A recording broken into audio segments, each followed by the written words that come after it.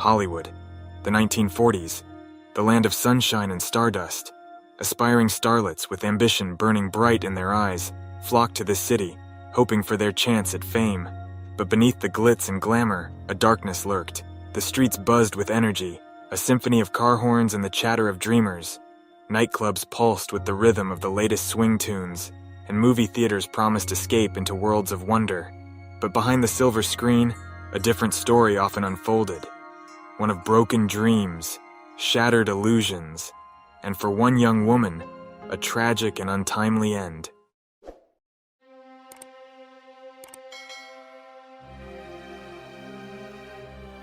Born in Boston in 1924, Elizabeth Short, nicknamed Betty by loved ones, had a difficult childhood.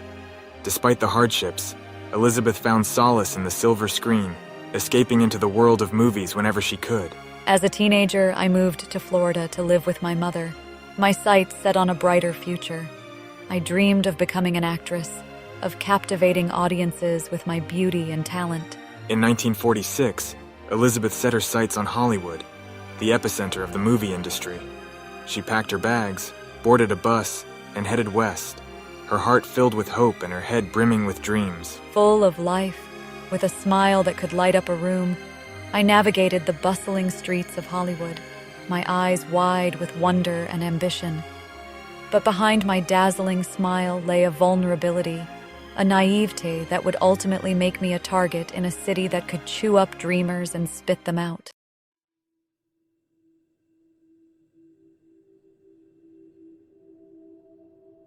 Elizabeth's early days in Hollywood were a mix of excitement and disillusionment. She found work as a waitress, her days spent serving coffee and dreams to aspiring actors and jaded industry veterans. I longed for the spotlight, for the chance to showcase my talent and escape the drudgery of my daily grind. But Hollywood proved to be a fickle mistress, and rejection after rejection chipped away at my confidence. She attended screen tests, went on dates with aspiring producers, and clung to the hope that her big break was just around the corner. But as time went on, Elizabeth's life began to unravel. The City of Angels, once a beacon of hope, was rapidly becoming my prison. I struggled to make rent, bounced from one temporary residence to another, and relied on the kindness of strangers who were often more interested in exploiting my beauty than offering genuine help.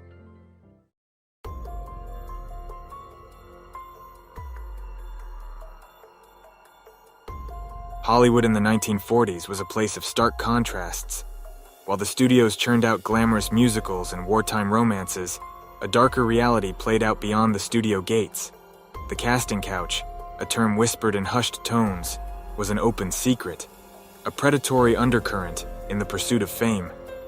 Young women, eager for their chance in the spotlight, were often pressured into compromising situations, their vulnerability preyed upon by those who held the keys to the kingdom of Hollywood. The allure of Hollywood attracted all sorts, some genuine in their aspirations, others harboring more sinister intentions. Among the hopefuls and the jaded, the dreamers and the schemers, Elizabeth struggled to discern friend from foe. As weeks turned into months, Elizabeth's initial optimism began to wane.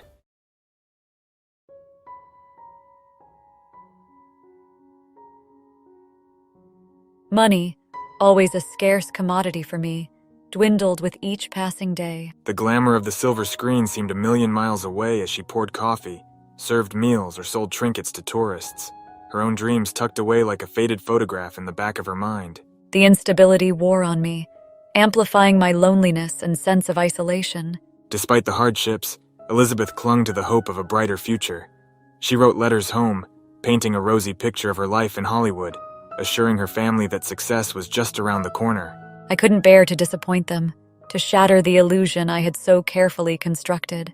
To escape the harsh realities of her situation, Elizabeth sought solace in the nightlife that pulsed through Hollywood's veins.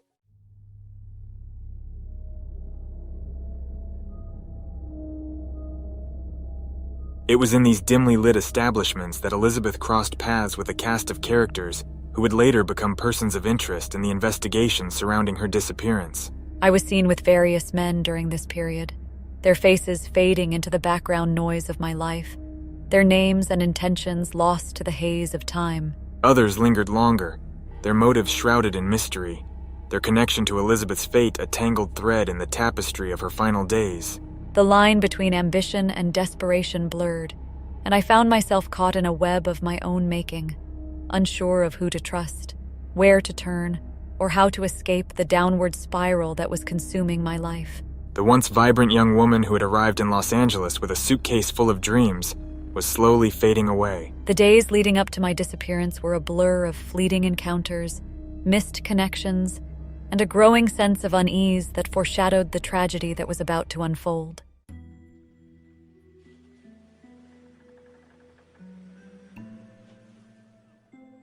In early January 1947, Elizabeth Short vanished. At first, my absence went unnoticed, another face lost in the crowd, another dreamer swallowed by the city's indifference. Her meager belongings, a few clothes, some photographs, remnants of a life perpetually on the move, were left behind in the last rented room she called home. Days turned into weeks, and still there was no sign of me. A knot of worry began to tighten in their chests, a sense of dread that something was terribly wrong.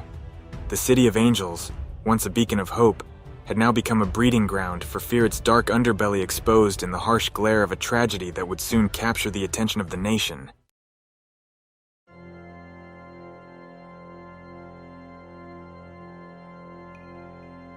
January 15th, 1947.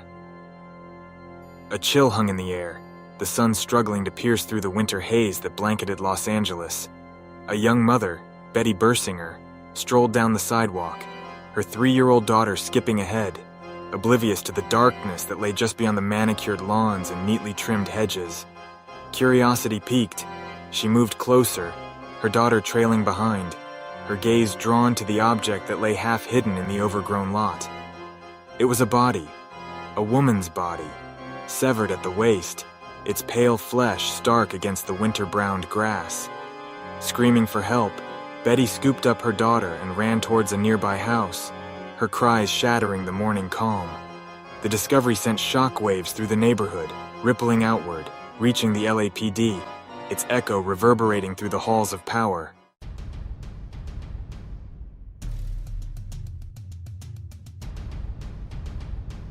News of the gruesome discovery spread like wildfire, igniting a media frenzy that quickly engulfed the city. The victim, a young woman with striking dark hair and piercing blue eyes, lay sprawled on the grass, her body mutilated beyond recognition. Her face, once radiant with life, was now frozen in a grotesque grin, a chilling testament to the brutality she had endured. The press, hungry for a story, quickly dubbed her the Black Dahlia, a moniker both sensational and tragic. The details of the murder, as they slowly emerged, were as shocking as they were baffling.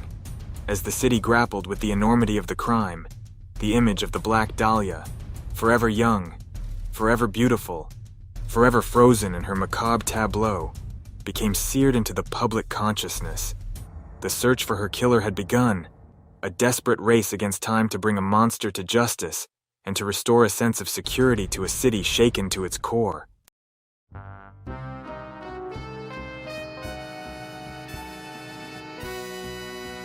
The investigation into the Black Dahlia murder was spearheaded by the Los Angeles Police Department, their resources stretched thin by a post-war surge in crime and a public hungry for answers. Detectives, hardened by years of dealing with the city's underbelly, found themselves confronted with a case unlike any they had encountered before, a puzzle box of gruesome clues and dead ends. The press, fueled by the insatiable public appetite for details, hounded the police for updates, their relentless pursuit of a story often hindering the investigation. Leads poured in, a deluge of tips, rumors, and wild accusations, each one meticulously followed, only to evaporate into the ether, leaving the detectives no closer to uncovering the truth. The Black Dahlia's true identity, initially a mystery, was soon revealed to be Elizabeth Short, a name that had once held so much promise, now forever linked to a tragedy that defied comprehension. As detectives delved into her past, they uncovered a web of fleeting connections, broken dreams, and a cast of characters who had crossed paths with Elizabeth in the final weeks of her life. Each encounter, each relationship, became a piece in the puzzle, a potential clue to unraveling the mystery of her demise. But as days turned into weeks, and weeks into months, the trail grew colder, the whispers of suspicion fading into the shadows, leaving behind a chilling question.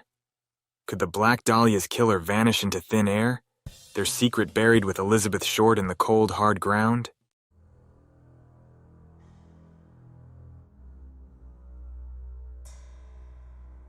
The Black Dahlia case, with its potent mix of Hollywood glamour, gruesome violence, and unsolved mystery, cast a long shadow over Los Angeles.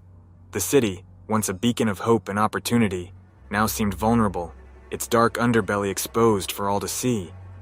Fear permeated the air, a palpable tension that gripped the city's inhabitants.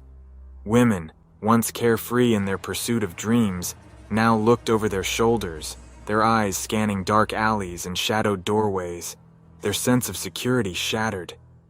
Parents kept a tighter grip on their children, their laughter now tinged with anxiety, their games played closer to home, the specter of the Black Dahlia lurking in the back of their minds. The case became a morbid fascination, a topic of hushed conversations in coffee shops and beauty parlors, a source of endless speculation and dread. Theories abounded, each more outlandish than the last, fueled by rumor, innuendo, and the insatiable hunger for answers. But the truth, like the killer themselves, remained elusive, a phantom menace that continued to haunt the city's dreams. The Black Dahlia case, a wound that refused to heal, served as a chilling reminder that even in the city of angels, darkness could triumph, leaving an indelible mark on the soul of a city and its people. The Black Dahlia case sent shockwaves through Los Angeles, a city accustomed to its share of scandals and tragedies. This wasn't a story confined to the gossip columns or whispered about in hushed tones at Hollywood parties. This was a gruesome murder that had invaded the homes and minds of everyday citizens. The LAPD, facing immense pressure, poured resources into the investigation. Detectives worked around the clock, chasing down every lead, their every move scrutinized by a public hungry for justice. The media, sensing a story that would captivate the nation, descended upon Los Angeles like vultures.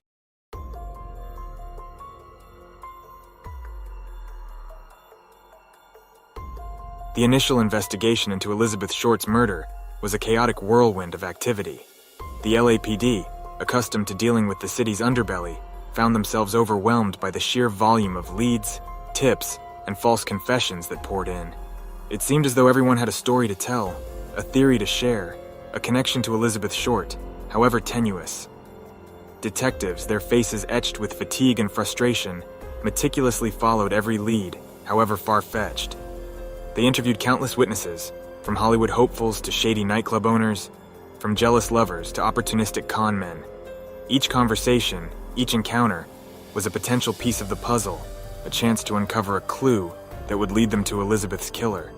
The gruesome nature of the crime scene, the meticulous posing of the body, the surgical precision of the mutilation, all pointed towards a killer with a macabre understanding of human anatomy. Forensic experts meticulously combed through the scene, searching for any trace of the killer, any fiber, hair, or footprint that might break the case wide open. But as days turned into weeks, the initial flurry of activity began to wane.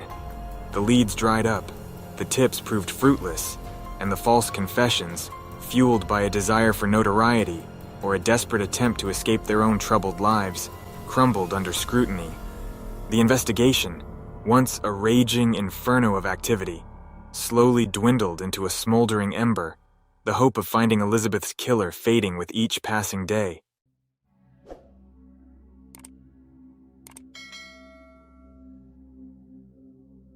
The Black Dahlia case became a breeding ground for speculation and rumor, a fertile landscape for conspiracy theories to take root and flourish. Everyone had an opinion, a theory, a suspect in mind. The more outlandish the claim, the more it seemed to resonate with a public hungry for answers, desperate to make sense of a crime that defied logic and reason. The LAPD, inundated with a deluge of false leads and red herrings, found themselves chasing shadows, their investigation hampered by the very public it was meant to serve. Every crank call, every fabricated story, every self-proclaimed witness with an axe to grind or a score to settle diverted precious time and resources away from pursuing legitimate leads.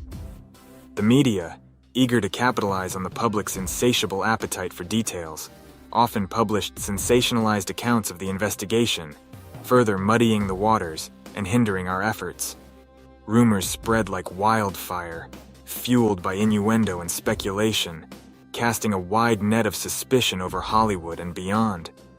The investigation, once a beacon of hope for Elizabeth Short's family and a city desperate for answers, was becoming bogged down in a quagmire of misinformation, speculation, and dead ends. The path to justice, once seemingly clear, was now obscured by a fog of uncertainty, the trail growing colder with each passing day.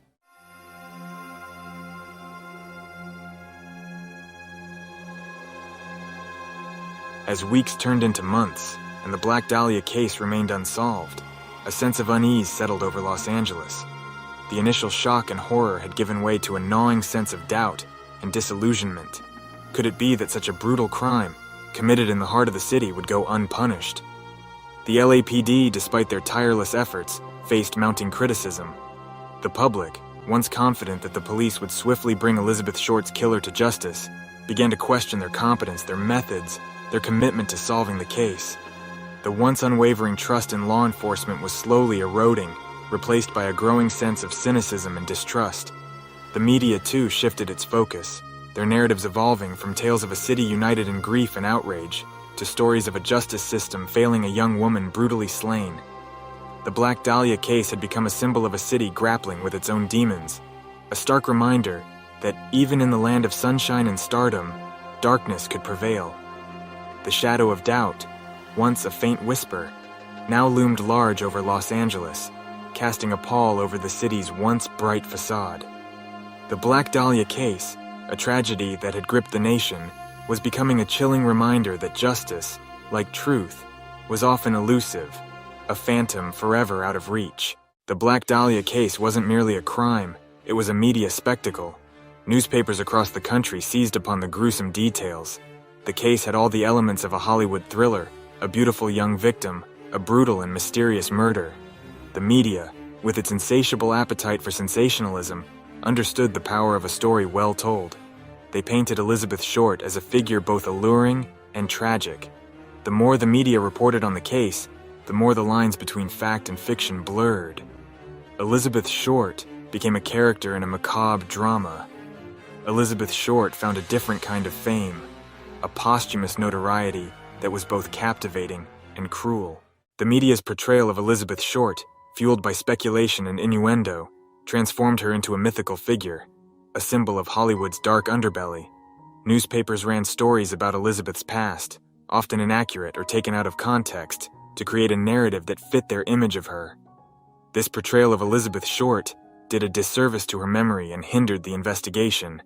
The real Elizabeth Short was lost in the maelstrom of speculation and innuendo.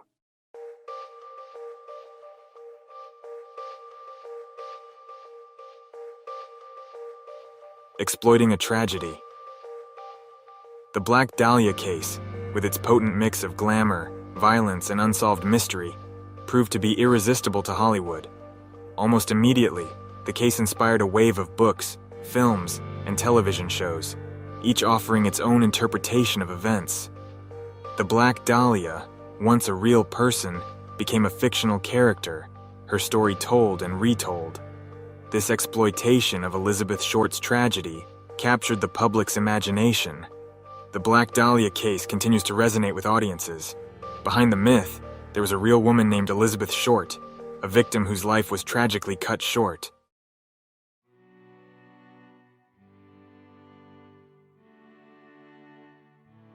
Shifting sands of perception. As the years turned into decades and the Black Dahlia case remained unsolved, the public's perception of Elizabeth Short continued to evolve. No longer merely a victim, she became an enigma, a symbol of a bygone era, and a testament to the enduring power of unsolved mysteries. The passage of time, while dimming the memory of the initial shock and horror, also allowed for a more nuanced perspective on the case. The media's portrayal of Elizabeth Short, once accepted as gospel, was increasingly scrutinized. its biases and inaccuracies exposed. With each new generation, there came a fresh wave of interest in the case, a desire to separate fact from fiction, and to understand the real Elizabeth Short, the woman behind the myth. The rise of the internet and the proliferation of true crime podcasts and documentaries breathed new life into the Black Dahlia case, bringing it to the attention of a global audience. Amateur sleuths, armed with information that was once difficult to access, began their own investigations, poring over old case files, analyzing evidence, and proposing new theories. While the Black Dahlia case remains officially unsolved, the pursuit of justice for Elizabeth Short continues.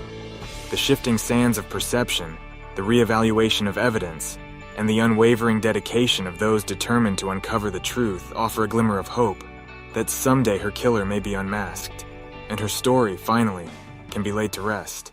The Black Dahlia's grip on the public imagination extended far beyond the headlines and newsreels of 1947. The case, with its potent blend of Hollywood glamour, gruesome violence, and unsolved mystery, seeped into the city's storytelling DNA. From gritty crime novels to noir-infused films, the Black Dahlia story found its way onto the page and screen. The case became a blank canvas for creators to project their own interpretations of Hollywood's underbelly.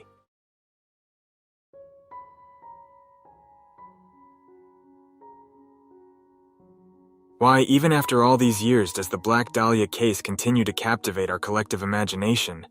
What is it about this particular unsolved murder, among so many others, that keeps us glued to documentaries, poring over old case files, and proposing our own theories?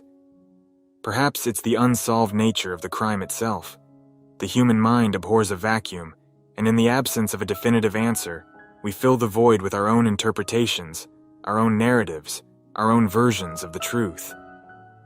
The Black Dahlia case, with its lack of a clear motive, its cast of shadowy suspects, and its trail of tantalizing clues that ultimately led nowhere, offers fertile ground for speculation, a puzzle box we can't resist trying to solve. Or maybe it's the way the case speaks to our own anxieties about fame and the price of ambition. Elizabeth Short, the aspiring actress who arrived in Hollywood with stars in her eyes, becomes a tragic symbol of the seductive yet often cruel nature of the entertainment industry, a reminder that not all dreams come true, and some pursuits can lead down dangerous paths.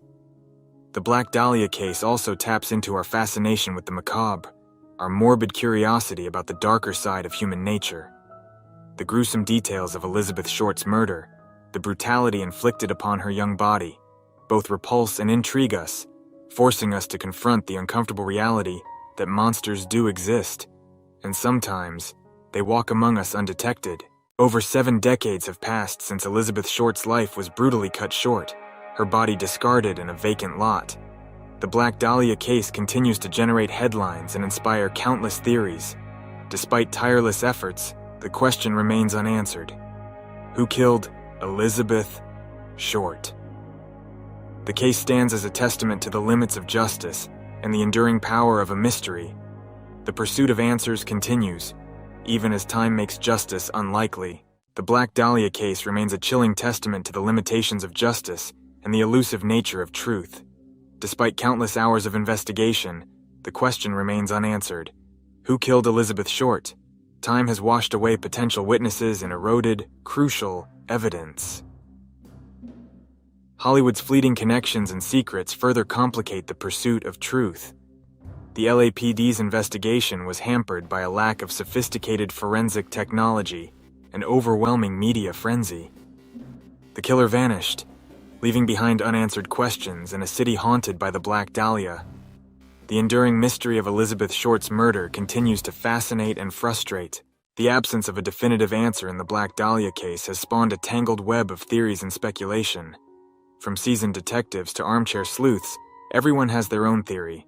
Some focus on individuals with connections to Elizabeth Short. Others delve into Hollywood's underbelly, positing organized crime involvement. The enduring mystery ensures the rumor mill continues to churn.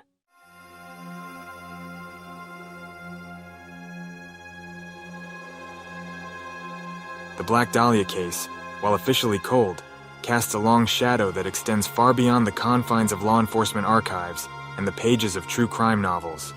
Elizabeth Short's murder, a brutal act of violence that shocked a nation, serves as a chilling reminder of the fragility of life, the dark undercurrents that can lurk beneath the surface of even the most glamorous cities, and the elusive nature of justice. The case, in many ways, became a symbol of a city grappling with its own demons. Los Angeles, in the post-war era, experienced a surge in crime and a growing sense of unease as it transitioned from the wartime unity to the uncertainties of peacetime. The Black Dahlia case, with its gruesome details and its connection to the underbelly of Hollywood, tapped into those anxieties, exposing the dark side of the American dream and the vulnerability that lay beneath the city's carefully constructed facade.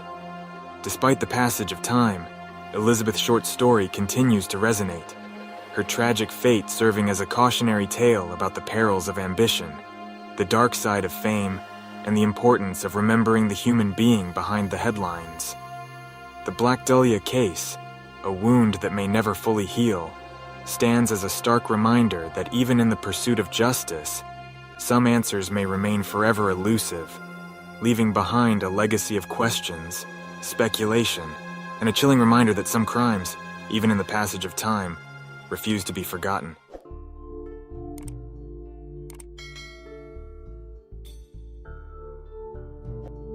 The Black Dahlia case, forever entwined with the history of Hollywood and the annals of true crime, transcends its specific time and place. Elizabeth Short's story, while rooted in the Los Angeles of the 1940s, continues to resonate with a contemporary audience, its themes of ambition, vulnerability, and the dark side of human nature as relevant today as they were decades ago. The case serves as a stark reminder that beneath the veneer of civilization, the capacity for violence and cruelty remains a chilling reality. Elizabeth Short, a young woman with dreams and aspirations, becomes a timeless symbol of the victims of violence. Her story a reminder that even in an age of technological advancements and forensic breakthroughs, some crimes continue to defy easy answers, leaving behind a trail of unanswered questions and a profound sense of loss. The enduring fascination with the Black Dahlia case speaks to our collective desire to make sense of the senseless, to find order in chaos, and to seek justice for those whose lives have been tragically cut short. While the truth behind Elizabeth Short's murder may remain elusive, the pursuit of answers, the examination of evidence, and the ongoing dialogue surrounding the case ensure that her story will not be forgotten, her memory kept alive not just as a victim, but as a symbol of the enduring quest for justice and the human need to confront the darkness that sometimes engulfs us all.